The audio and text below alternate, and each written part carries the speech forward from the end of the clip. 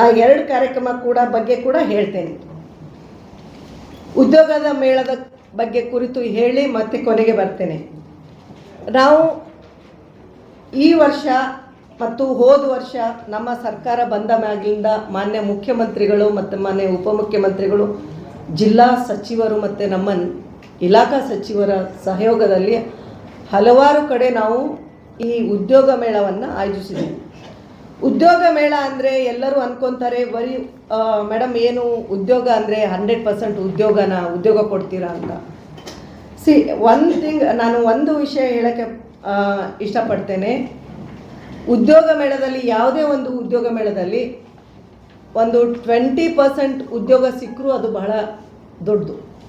ಯಾಕಂದರೆ ಅದು ಯಾರಿಗೆ ಸಿಕ್ಕಿಲ್ಲ ಅಂದರೆ ಅವ್ರಿಗೆ ಏನೋ ಸ್ಕಿಲ್ ಗ್ಯಾಪ್ ಇರುತ್ತೆ, ಅವ್ರಿಗೆ ಆ ಕೌಶಲ್ಯತೆ ಇರಲ್ಲ. ಆ ಕೌಶಲ್ಯತೆ ಇಲ್ಲ ಅಂದರೆ ನಾವು ಏನು ಮಾಡಬೇಕು, ಅದು ನಮಗೆ ನೆಕ್ಸ್ಟ್ ಲೆಸನ್. ವಿಜಯಪುರದಲ್ಲಿ ಈಗಾಗಲೇ ನಾವು ಮಾನ್ಯ ಮುಖ್ಯಮಂತ್ರಿಯವರ ಆದೇಶದೊಂದಿಗೆ ಮೈಸೂರಲ್ಲಿ ಒಂದು ಬೃಹತ್ ಉದ್ಯೋಗ ಮೇಳ ಮಾಡಿದ್ವಿ.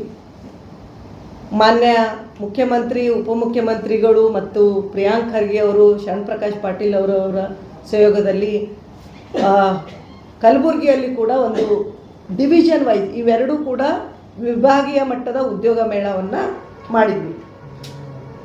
ಬೆಂಗಳೂರಲ್ಲಿ 2023ರಲ್ಲಿ ರಾಜ್ಯ ಮಟ್ಟದ ಒಂದು ಉದ್ಯೋಗ ಮೇಳ ಕೂಡ ಆಯಿತು. ಅದಾದ ನಂತರ ನನ್ನ ಜಿಲ್ಲೆಗೆ ಏನೋ ಒಂದು ಉದ್ಯೋಗ ಮೇಳ ಮಾಡಬೇಕು ಅಂತ ಹೇಳಿ ವಿಭಾಗೀಯ ಮಟ್ಟದ ಅಂದರೆ ಇದು ಭಾಳ ಜಿಲ್ಲೆಯಲ್ಲಿ ಮಾಡೋದು ಸ್ವಲ್ಪ ಕಷ್ಟ ಆಗುತ್ತೆ.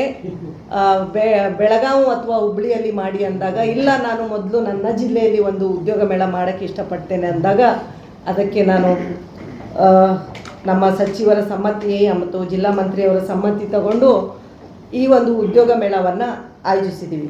ಇದರ 3 ಹಂತ ಇಲ್ಲಿ. ಒಂದು, ನಮ್ಮ ಯುವಕರಿಗೆ ಉದ್ಯೋಗ ಮೇಳದಲ್ಲಿ ಭಾಗವಹಿಸಿ ಅವರಲ್ಲಿ ಎಲ್ಲ ಸೆಕ್ಟರ್ ಸುಮಾರು 150 ಕಂಪ್ನಿಗಳು ಇಲ್ಲಿ ಬರ್ತಾ ಇದ್ದಾವೆ. ಎಲ್ಲ ಸೆಕ್ಟರ್ ಇದ್ದಾವೆ. ತಮಗೆ ಈ ಡೀಟೇಲನ್ನು ಪ್ರತಿಯೊಬ್ಬರಿಗೂ ಕೊಡ್ತಾರೆ. 150 ಕಂಪ್ನಿಗಳು, ಅದು ಫೈನಾನ್ಸ್ ಸೆಕ್ಟರ್ ಆಗಲಿ, ಅಗ್ರಿಕಲ್ಚರ್ ಸೆಕ್ಟರ್ ಆಗಲಿ, ಅಥವಾ ಇಟ್ ಈಸ್ ABB ಆಗಲಿ, ಅಥವಾ ಮಹೀಂದ್ರಾ, ಆಮೇಲೆ ಕೆಲವೊಂದು ಮ್ಯಾನ್ ಪವರ್ ಕಂಪ್ನಿ ಕೂಡ ಬರ್ತವೆ. ಅವರಿಗೆ ಇರ್ತಾರೆ ಒಂದು 1000 ಕಂಪ್ನಿಗಳು ಲಿಂಕ್ ಇರ್ತವೆ. ಅವರು ಬಂದು ಇಲ್ಲಿ ಇಂಟರ್ವ್ಯೂ ಮಾಡಿ ಒಂದಿಷ್ಟು ಜನನ ಶಾರ್ಟ್ ಲಿಸ್ಟ್ ಮಾಡಿಕೊಂಡು ಹೋಗಿ ಮತ್ತೆ ಬೇರೆ ಕಂಪ್ನಿಗೆ ಕಳಿಸೋ ರೀತಿಯಲ್ಲಿ ಕಂಪ್ನಿಗಳು ಕೂಡ ಇದ್ದಾವೆ. ಮೊದಲನೇದಾಗಿ ಯಾರಿಗೆ ಒಳ್ಳೆ ಸ್ಕಿಲ್ ಇದೆ ಅವ್ರಿಗೆ ಜಾಬ್ಸ್ ಕೂಡ ಸಿಗತ್ತೆ. ಇಲ್ಲಿ ಉದ್ಯೋಗ ಮೇಳದಲ್ಲಿ ಒಂದು ವೇಳೆ ಯಾರಿಗಾದರೂ ಉದ್ಯೋಗ ಸಿಗದಿದ್ದರೆ ನಾವು ಸ್ಕಿಲ್ ಗ್ಯಾಪ್ ಅನಾಲಿಸಿಸ್ ಮಾಡ್ತೇವೆ. ಅಂದರೆ ನಮ್ಮ ಜಿಲ್ಲೆಯಲ್ಲಿ ಮುಂದಿನ ದಿನದಲ್ಲಿ ನಾನು ಕೌಶಲ್ಯ ತರಬೇತಿ ಕೊಡಬೇಕು ಅಂದರೆ ಏನು ಸ್ಕಿಲ್ ಗ್ಯಾಪ್ ಇದೆ, ಕಮ್ಯುನಿಕೇಷನ್ ಸ್ಕಿಲ್ ಗ್ಯಾಪ್ ಇದೆಯಾ, ಅಥವಾ ಟೆಕ್ನಿಕಲ್ ಸ್ಕಿಲ್ ಗ್ಯಾಪ್ ಇದೆಯಾ, ಅಥವಾ ಅವರಿಗೆ ಫೀಲ್ಡ್ಗೆ ಬೇಕಾರೋ ಸಬ್ಜೆಕ್ಟಿವ್ ಸ್ಕಿಲ್ ಗ್ಯಾಪ್ ಇದೆಯಾ, ಅಥವಾ ಯಾವುದಾದ್ರೂ ಸ್ಕಿಲ್ ಯಾವುದಾದ್ರೂ ಒಂದು ಕೌಶಲ್ಯತೆ ಕೊರತೆ ಇದೆಯಾ ಅಂತ ಅದನ್ನು ಅನಾಲಿಸಿಸ್ ಮಾಡಿ ಮುಂದಿನ ದಿನಮಾನದಲ್ಲಿ ನನ್ನ ಜಿಲ್ಲೆಗೆ ಯಾವ ತರಬೇತಿ ಕೊಡಬೇಕು ಅಂತ ಒಂದು ರೂಪರೇಷೆಯನ್ನು ನಾನು ಮಾಡ್ಬೋದು. ಆ ಒಂದು ನಿಟ್ಟಿನಲ್ಲಿ ಈ ಒಂದು ಉದ್ಯೋಗ ಮೇಳ ಒಂದೇ.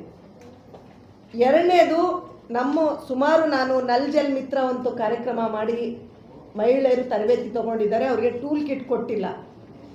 ಆ ಮಹಿಳೆಯರಿಗೆ ಸಾಂಕೇತಿಕವಾಗಿ ಸ್ವಲ್ಪ ಜನಕ್ಕೆ ಟೂಲ್ ಕಿಟ್ ಕೂಡ ಕೊಡುವ ಒಂದು ಕಾರ್ಯಕ್ರಮ ಈ ಕಾರ್ಯಕ್ರಮದಲ್ಲಿ ಇದೆ.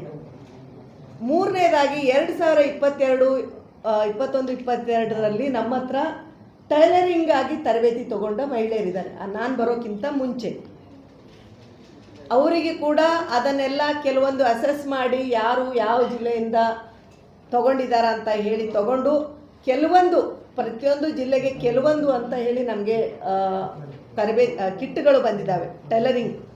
ಆ ಕಿಟ್ಗಳು ಕೂಡ ವಿತರಣೆ ಮಾಡುವ ಒಂದು ಕಾರ್ಯಕ್ರಮ ಇದೆ. ಈ 3 ಕಾರ್ಯಕ್ರಮಗಳು ನಾವು ಇಲ್ಲಿ ಈ ಉದ್ಯೋಗ ಮೇಳದಲ್ಲಿ ಹಮ್ಮಿಕೊಂಡಿದ್ದೇವೆ. ಈಗಾಗಲೇ ಭಾಳಷ್ಟು ಜನ ನೋಂದಣಿಯಾಗಿದ್ದಾರೆ.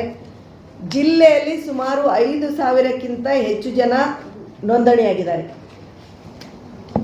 ವಿಜಯಪುರದಲ್ಲಿ ಸುಮಾರು 5,635 ಈ ವಿಜಯಪುರ ಕಡೆ ಇಲ್ಲಿಂದ ನೋಂದಣಿಯಾಗಿದ್ದಾರೆ. ಟೋಟಲ್ ಸುಮಾರು 7,000 ಏನೋ ನೋಂದಣಿ ಆಗಿದ್ದಾರೆ ಈಗಾಗಲೇ. 9,609 ಟೋಟಲ್ ಆಗಿ ನೋಂದಣಿ ಆಗಿದ್ದು, ಅದರಲ್ಲಿ 5,189 ಜನ ವಿಜಯಪುರದಲ್ಲೇ ಆಗಿದ್ದಾರೆ. ಇವರೆಲ್ಲ ಬಂದಾಗ ನಾವು ಅವರಿಗೆ ಫಸ್ಟು ರಿಜಿಸ್ಟ್ರೇಷನ್ ಮಾಡ್ಕೋಬೇಕಾಗತ್ತೆ. ಅವ್ರು ಬಂದು ನಮ್ಮ ಹತ್ರ ಬಂದು ನಮ್ಮ ಎಲ್ಲ ಕೌಂಟ್ರ್ಗಳಿರ್ತವೆ, ಅವರಿಗೆ ಯಾವ ರೀತಿಯಾಗಿ ರಿಜಿಸ್ಟ್ರೇಷನ್ ಮಾಡ್ಕೊಂಡಿದ್ದಾರೆ ಅಂದಾಗೆ ಬ್ಲಾಕ್ ವೈಸು ಅವ್ರಿಗೆ ಸ್ಲಿಪ್ ಕೊಡ್ತೇವೆ, ರಿಸ್ಟ್ ಬ್ಯಾಂಡ್ ಕೊಡ್ತೇವೆ. ಅವರು ನೇರವಾಗಿ ಅವ್ರಿಗೆ ಆ ಬ್ಲಾಕಿಗೆ ಕರ್ಕೊಂಡು ಹೋಗಿ ಅಲ್ಲಿ ಇಂಟರ್ವ್ಯೂ ಕೊಟ್ಟು ಅಲ್ಲಿಂದ ಅವರು ಏನು ರಿಸಲ್ಟ್ ಬರುತ್ತೆ ಅದನ್ನು ಕೊನೆಗೆ 1-2 ದಿನದಲ್ಲಿ ನಾವು ಅನಲೈಸ್ ಕೂಡ ಮಾಡ್ತೇವೆ. ಒಂದು ವೇಳೆ ಭಾಳಷ್ಟು ಜನ ನೇರವಾಗಿ ಬರೋರು ಇರ್ತಾರೆ, ಅವರಿಗೆ ಕೂಡ ಅವಕಾಶ ಇದೆ. ಆದರೆ ಭಾಳಷ್ಟು ದೊಡ್ಡ ಬಿಸಿಲು ಇರೋದ್ರಿಂದ ಭಾಳಷ್ಟು ಕ್ಯೂ ಇರುತ್ತೆ. ಅದು ಮೊದಲನೇ ನೋಂದಣಿ ಮಾಡಿಕೊಂಡ್ರೆ ಅದು ಭಾಳ ಉಪಯೋಗ ಆಗುತ್ತೆ ಅಂತ ಹೇಳಿ ನಾವು ಈ ಒಂದು ನೋಂದಣಿ ಕಾರ್ಯಕ್ರಮ ಮೊದಲೇ ಮಾಡ್ತೇವೆ. ಬೇರೆ ಜಿಲ್ಲೆಯಲ್ಲಿ ಸುಮಾರು ಒಂದು ರೀತಿಯಾಗಿ ಕೆಲವೊಬ್ಬರಿಗೆ ಏನೋ ಇಂಟರ್ನೆಟ್ ಪ್ರಾಬ್ಲಮ್ ಇರುತ್ತೆ, ನೋಂದಣಿ ಅಥವಾ ಸರ್ವರ್ ಬ್ಯುಸಿ ಇರುತ್ತೆ, ಹಂಗೂ ಕೆಲವೊಬ್ರು ಇರ್ಬೋದು ಅಂತ ಹೇಳಿ ಈ ನಿಟ್ಟಿನಲ್ಲಿ ಅಂದ್ಕೊಂಡಿದ್ದೀನಿ. ಇನ್ನು ಈ ಉದ್ಯೋಗ ಮೇಳದಲ್ಲಿ ಭಾಳಷ್ಟು ಜನ ಕಾಲೇಜಿನ ಸ್ಟೂಡೆಂಟ್ ಕೂಡ ಭಾಗಿಯಾಗ್ತಾರೆ. ಅವರಿಗೆ ನಾವು ಬೇಡ ಅನ್ನೋಕ್ಕಾಗಲ್ಲ. ಅವ್ರಿಗೇನು ಕ್ಯೂರಿಯಾಸಿಟಿ ಇರುತ್ತಂದರೆ ಯಾವ ಕಂಪ್ನಿಗಳಿದ್ದಾವೆ, ಯಾವ ಸೆಕ್ಟ್ರ್ಗಳು ಬಂದಿದ್ದಾವೆ, ನಾವು ಮುಂದೆ ಈ ಮುಗಿದ ಮೇಲೆ ಎಲ್ಲೆಲ್ಲಿ ಹೋಗ್ಬೋದು, ಕಾಂಟ್ಯಾಕ್ಟ್ ಡೀಟೇಲ್ ತೊಗೋಬೋದು. ಈ ಒಂದು ಎಲ್ಲ ಒಂದು ಕ್ಯೂರಿಯಾಸಿಟಿಯಿಂದ ಅವರು ಕೂಡ ಬರ್ತಾರೆ. ಅವ್ರಿಗೂ ನಾವು ಎಲ್ಲರಿಗೂ ವೆಲ್ಕಮ್ ಮಾಡ್ತೇವೆ. ಹಾಗಾಗಿ ಈ ಒಂದು ಕಾರ್ಯಕ್ರಮದಲ್ಲಿ ಈಗಾಗಲೇ ನಾವು ಸಿರಾದಲ್ಲಿ ಮಾಡಿದ್ದೀವಿ. ಸುಮಾರು 9,786 ಜನ